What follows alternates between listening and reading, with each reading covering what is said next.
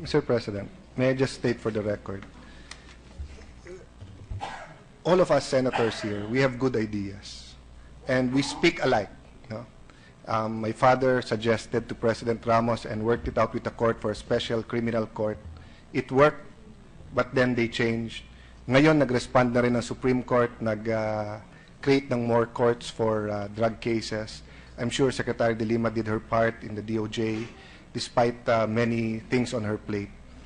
But you know, all courses in criminology will teach you that it's never the process, never the penalty.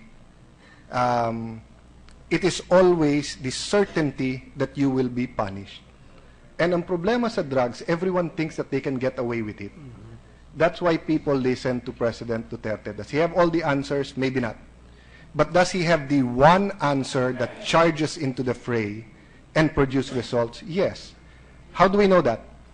2015 versus 2016, January to June, 30% less crimes already. Nag-umpisa pa lang, 31 days. So question, should we do the suggestions of the majority leader? Should we take up urgently the suggestions of Senator Pangilinan? By all means. Because all of this will come up with a holistic approach to everything. But what I'm saying, Mr. President, let's keep our eyes on the ball. Ang kalaban dito, pusher, hindi police. Ang kakampi dito, presidente, hindi siya kalaban. And if there are cases of extrajudicial killings, let us bring it to him as an institution. I will volunteer myself to take it to him. You can take it to him, Mr. President. Anyone here can take it to him. And he has already stated, he will go after those who have abused their position. May they be in the military, police. But to make sweeping statements at palabasin natin, ang police hindi ginagawa trabaho nila, sobra ang droga. Ngayon naman, ginagawa trabaho dahil maraming patay, berdugo naman sila, sala sa lamig, sala sa init. You know, they will be confused. So that is, I really, Mr. President, thought twice, said a short prayer before I stood up, because it's the right of everyone to speak here. And human rights is important to every country, to every person, to every nation. No? But the problem is, Mr. President, the human rights of each family na biktima ng droga is being violated every day. And finally, we have someone who made it his priority. It was on President Aquino's agenda. It was on President Arroyo's agenda. It was on President Era, President Ramos, all of our presidents. But we must agree that right now it's front and center. And if we are here to improve that program, to have oversight, to make sure it's being done well, by all means.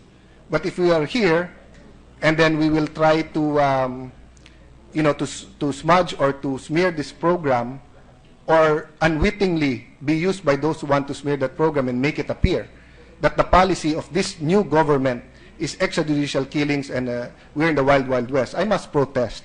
And I must stand up to say, that's not what I fought for, that's not what I believe in, and that's not what's happening now.